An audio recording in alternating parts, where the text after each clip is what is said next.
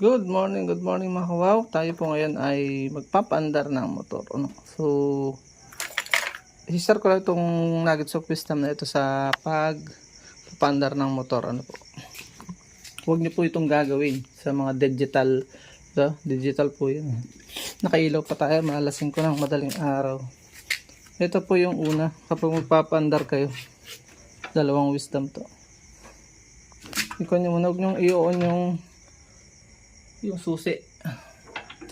Switch off lang yun, switch off. And then ito ay ating padyakan ng mga 5 ng 7. So isa kasi tayo. Ayan lang natin. 2, 3, 4, 5.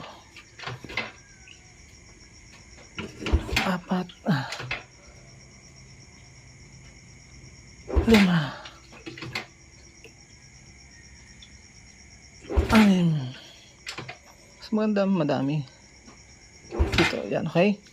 Tapos saka natin siya iso-switch on. Ito, tingnan nyo po ito. Don't operate kapag hindi pa siya yung ilaw, para makita nyo. Yun, mas maganda mamaya pagka papatay natin. Saka natin siya papakita ko sa saka siya tatadyakan. Ano talaga yan automatic yung ilaw niya. So kita niyo, naka full tank siya. Ayan.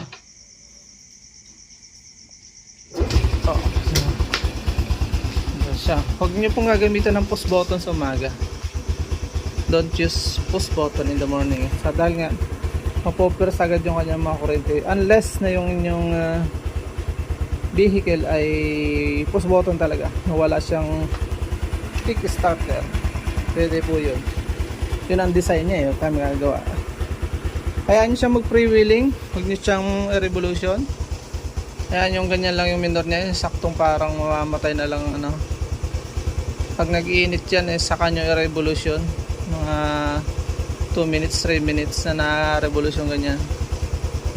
Hayaan mo lang siya para yung langis ay ang circulation ay swabe lang, hindi forsado agad. Diba kahit naman tayo tao, pag pinawersa ka agad sama, dahan-dahan lang na. So ganyan lang siya. Wala pang 2 minutes.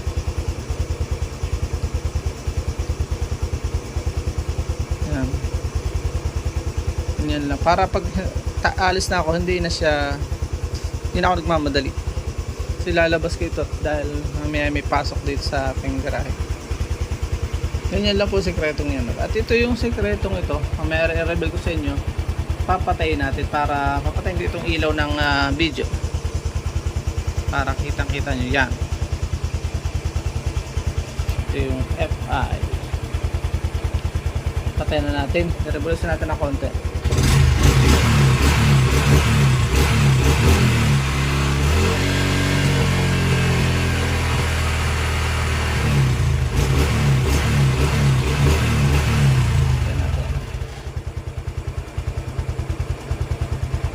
Para makita nyo yan yan, kita nyo pag switch on nyo po o ba mainit na, wag nyong tingnan padi sa ilalim para makita nyo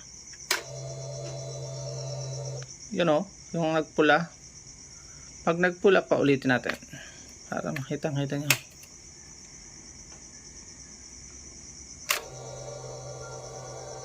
Yun, yung pulang yun, huwag nyo pong hayaan na hindi nakapula pa ay pupush button niya kung sakaling mainit na. Yun ay magdudulot sa atin ng bagaman tayo hindi expert. Common sense na lang po ito. Kapag hindi pa natakbo doon yung kuryente, yun ay indicator na yung kuryente niya dumaloy na sa mga electrical wires.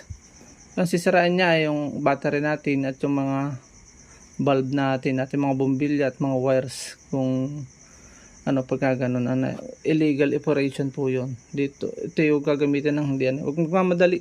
So hayaan niyo po siyang dumawala yung red indicator. Yun po yun. So yun lang, maraming salamat. May natutunan ko sa ating munting vlog. Paalam and God bless. Please support all Filipino vlogs. Pakita po natin sa mundo. Nagkakaisang lahing Pilipino. Paalam muna po. Bye bye sa lahat. Naway may natutunan po kayo sa munti natin vlog.